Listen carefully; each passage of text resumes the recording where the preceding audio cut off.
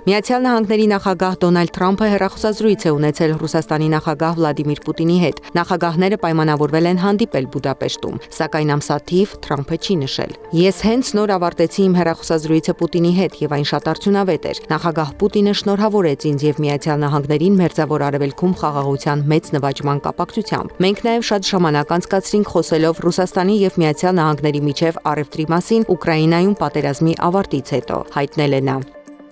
Երրորդ համաշխարհային պատերազմը չի սկսվի, Սպիտակ տանը կայացած ասուլիսում հայտարարել է Միացյալ Նահանգների նախագահը։ Նա վստահեցրել է, որ թույլ չի տա, որ Ռուսաստանի պատերազմն Ուկրաինայի դեմ վերաճի համաշխարհային հակամարտության։ Կարծում եմ, դա կարող է հանգեցնել երրորդ համաշխարհային պատերազմի, բայց դա չի լինի, ասել է Թրամփը։ Միացյալ Նահանգների առաջնորդն Ուկրաինայում լայնածավալ պատերազմի բռնկման համար մեղադրել է Ջո Բայդենին սխալ քաղաքականության պատճառով։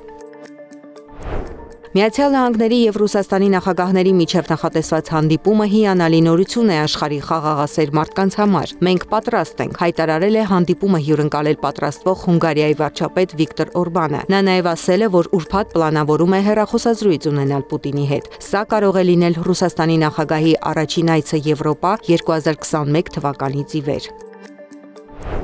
Համազգային սուկ Քենիայում հազարավոր մարդիկ ներխուժել են Քենիայի օդանավակայան, որտեղ ժամանել է նախկին վարչապետի մարմինը տեղափոխող օդանավը։ Նրանք սկսել են լացել, երբ նախկին վարչապետի մարմինն իջեցվել է ինքնաթիռից։ Սակայն այսքանով ամեն ինչ չի ավարտվել։ Նախկին վարչապետի հուղարկավորությունը ողբերգական ավարտ է ունեցել։ Մարդիկ ներխուժել են դաշտ, որտեղ անցկացվում էր արարողությունը, որից հետո ոստիկանությունը կրակ է բացել նրանց ուղղությամբ։ Տեղական լրատվամիջոցների փոխանցմամբ 4 մարդ զոհվել է, մի քանիսը վիրավորվել։ Ռայել Օդինգան մահացել էր Հնդկաստանի Կոչի քաղաքում հոկտեմբերի 15-ին 80 տարեկանում։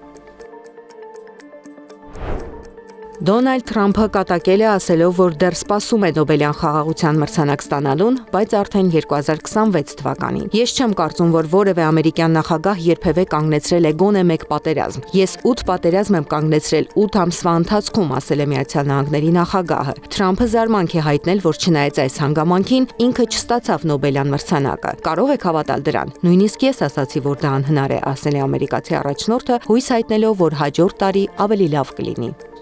70-ամյա իտալացին ավելի քան 50 տարի կույր է ձևացել եւ ստացել ավելի քան 1 միլիոն եվրոյի չափով հաշմանդամության նպաստ։ Նրան բացահայտել են, երբ ֆինանսական ոստիկանությունը սկսել է համեմատել սոցիալական նպաստացողների տվյալները հարկային ծառայության տվյալների բազայի հետ։ Նրան 2 ամիս հետևել են եւ պարզվել է, որ նա բույսերի խնամքով է զբաղվել, խնամել է իր այգին, շուկայում մրգեր է ընտրել եւ վճարել կանխիկ, զգուշորեն հանելով գումարը դրամապանակից։ Այժմ նա պատասխանատվության կենթարկվի։ Չինաստանի Մանչժուրիա քաղաքում Ռուսաստանի հետ սահմանին գործում է Մատրյոշկա Քեստել հյուրանոցը։ Հյուրանոցում կա անգամ ռոբոտ առաքիչ։